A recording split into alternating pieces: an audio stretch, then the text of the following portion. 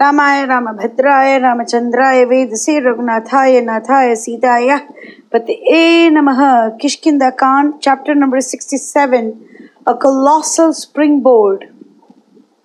The recitation begins now. Thus did Maruti expand his body to enable him to cross the 100 yojanas of sea that lay between, and his valor and energy shot forth from him like a crown of glory. The monkeys beheld it in open-eyed wonder and hailed him with loud and joyful acclamations, now that their despair and grief were chased away. They gathered round him, but at a respectful distance, and gazed at him in growing surprise and wonder, even as all creation beheld the Lord Narayana when of yore he rose as Trivikrama. Maruti grew in form and shape as Jambavan and the other monkeys praised and applauded him. He waved his huge tail aloft and then brought it down with a mighty crash upon the earth. His splendor and his strength grew with each moment. The old veterans saw a miracle, as it were, before their very eyes, when, the warmer and heartier their praise, the more gigantic and terrible grew his form and proportions, almost blinding their eyes with its supernal radiance. That son of the Lord of Air grew with each second, even as the lordly lion cub in his mountain cave. His face was then like a huge metal bowl of white heat, and the wise Maruti blazed like a smokeless flaming fire. He rose from the midst of the monkey chiefs. The hairs on his body bristled up with joy as he turned to them with reverence and said, "Mightiest among mighty is the Lord Vayu, the dear friend and ally of the Lord of Fire. Of immense energy, he shatters the huge mountain crests to atoms when he chooses to direct his force against them. The Lord Garuda cannot cope up with him in speed. I am his son, sprung from his loins, born of his energy. I know not my equal in speed, unimpeded course of power of spring. It is a light thing for me to dart from here and circle round the sky-topped Meru 1,000 times without once touching the earth. I will agitate the troubled waters of the ocean and deluge this world into nothing.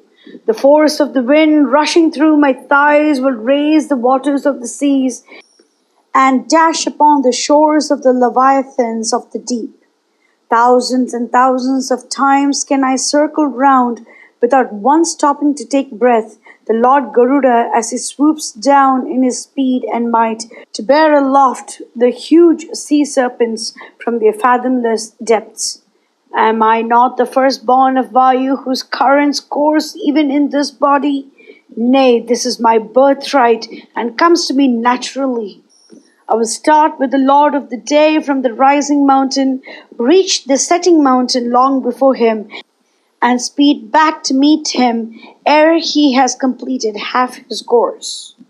Then, even without touching the earth, will I speed back to the setting mountain and meet him once again ere he reaches it. The planets and the stars on high will lag behind me as I flash by them with the speed of thought. I can dry up the measureless deep. I can cleave the solid earth in twain. When I take a leap, the mountains below will crumble into dust. The force of the wind as it rushes through my thighs will draw up the waters of the ocean. Countless trees, flowers, and creepers shall course after me during my airy flight, held in captivity by the fierce gale that springs from my speed. Like the path of asterism Swati, my course through the sky shall illuminate its dark depths far and wide. When I leap from here and land on the shores of Lanka, all beings shall shout with joy. You will see me cleave the pathless air like huge clouds, blotting out heaven and earth, and swallowing, as it were, in my speed, the vaults of the blue. I will tear huge clouds into strips. I will cause the giant mountains of the world to tremble and quake in affright. I will stir the ocean to its lowest depths. Three, and three alone boast of that wondrous power: Garuda, my father Lord Vayu, and myself. None other can even dream of following me. Like a stream of lightning will I flash up without any support and reach the shores of Lanka before the mind has time to think of it. All beings will naturally mistake me when I speed through the sky for Lord Mahavishnu in his Trivikrama incarnation. When the good men and true are afflicted with a doubt, the most natural and effective solution is furnished by the thoughts that rise involuntarily and unpremeditated from the innermost depths of their consciousness. Even so does my heart tell me that I will, of a certainty, behold Sita. Hence, cast away grief and sorrow from you and rejoice. For am I not the peer of Garuda and Vayu in might and speed? I am sure that I can hold my course for thousands and thousands of yojanas without feeling the least touch of fatigue. Before the eye has time to wink, will I bring before you the Amrita guarded so jealously by the Vajra and its master the Devendra. Nay, even the Amrita of the Yogins over which the four-faced Brahma keeps sleepless watch. What, will you have me pluck Lanka by the roots and throw it over to you here? Thus did he roar in his might and pride, he, the son of the regent of the air. And the assembled monkey leaders were beside themselves with joy and could hardly gaze at his blinding and matchless splendor. His cheering words that chased away the gloom and despair of the monkeys fell sweetly upon the ears of Jambavan, and he cried out in overwhelming gladness, O valiant son of the thrice fortunate Kesari! O glorious son of a glorious father, the Lord Vayu! O Hanuman! The despondency that had till now lain like a dark pall over the spirits of your friends has now been dispelled by the bright moonbeams of your words. Our hearts, our best wishes, our prayers go with you for the success of your quest, and we await your arrival here, ever busy with auspicious rites and ceremonies towards your safe and victorious return.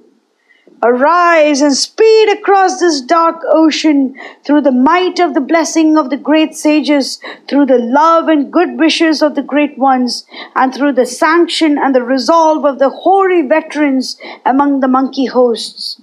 Our life breaths are all bound up in you. So we will, as it were, stand upon one leg till we see you once more among us. Then replied Marathi unto them, Nay, but I fear that the solid earth cannot bear the strain of my spring from here. I believe that Mount Mahendra before us, with its broad and firm summits, with its sides veined with rich and beautiful ores, and decked with trees, flowers, and creepers, will serve my purpose better. I will go up its heights and gather in me the speed and power necessary to take me over the 100 yojanas that lie between me and the island home of the Rakshasas. I am sure that Mount Mahendra will be a fit springboard for me. All the monkeys acclaimed the idea with delight, and they proceeded to ascend the lofty mountain. Many a tree, curious and rare, covered its heights. Many a sward of tender and luscious grass carpeted its sides, so dear to the stag, the antelope, and the deer, like gemmed robes. The trees upon it charmed the eye with their flowers and fruits that knew no change of season. The cries of the birds, the trumpeting of the elephants, the growls of the tigers, and the roars of the lordly lions were mellowed into sweetness as they passed through the sounds of the falling cascades and rolls. Its summit pierced the blue sky above. Hanuman, equal in might to Mahendra, roamed for a while among the heights of Mount Mahendra. Like an elephant in its rut, Tottering under the mighty blows of the rampant lion, did the huge mountain look as it gave way under the mighty strides of that mighty monkey warrior. The torrents and cataracts swelled and overflowed their banks. Huge rocky peaks were shattered to dust. Lions, elephants, tigers, and other fierce beasts quaked in terror. Towering trees of huge girth crashed down as before a tornado.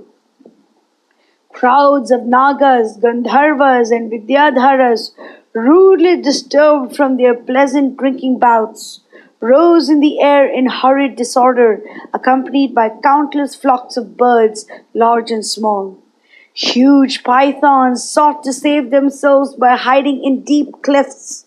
The solid mountain shook to its very roots. Some serpents that rushed out of their holes hissing in fury were crushed then and there into pulp and hung limp and lifeless all over, like small and variegated flags and bandoliers that dotted its sides.